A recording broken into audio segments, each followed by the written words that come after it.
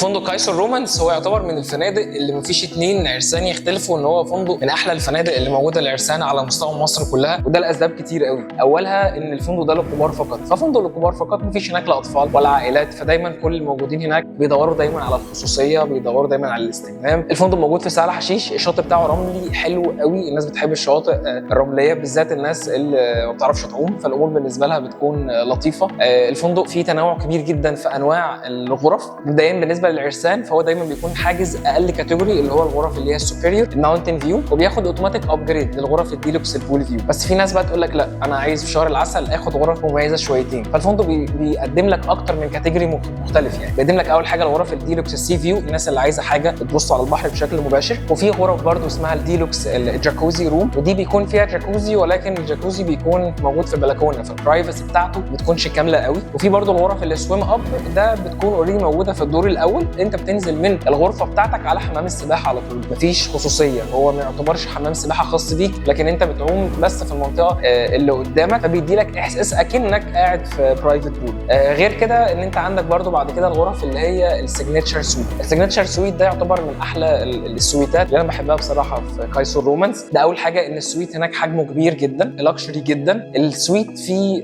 حاجتين، فيه جاكوزي وكمان فيه سويم اب، يعني انت بتنزل منه برده على البول، ولكن حجم البول اللي موجود قدامك في السويت ده بيكون اكبر من اللي موجود في الغرف اللي هي السويم اب العاديه. في اخر كاتيجوري موجود هناك هو الكاتيجوري الرويال سويت، وده غالي شويتين لان هو مفيش منه تقريبا غير واحد او اتنين بس في الفندق، وده بيكون موجود فيه 2 جاكوزي، وهو بيكون فيه اطلاله كبيره جدا على البحر بتاع سهل حشيش، ويعتبر احلى اطلاله على البحر او احلى اطلاله السي فيو في سهل حشيش كلها. حاجات تانية برده من اللي بتميزه ان هو يعتبر الفندق الوحيد اللي بيعمل لك عشاء رومانسي على البحر مجانا من غير اي رسوم خالص، مجرد ما انت واخد باكج شهر عسل في كايسر رومانس فانت بيتعمل لك اوريدي العشاء الرومانسي اللي على البحر، ودي من الحاجات اللي الناس قوي بتحبها هناك. يعني في شرط مهم قوي الناس تبقى عارفاه لو انت رايح كايسر رومانس وعايز تستفيد بباكج شهر العسل، ان لازم ان القسيمه بتاعتك ما يكونش عدى عليها 6 شهور.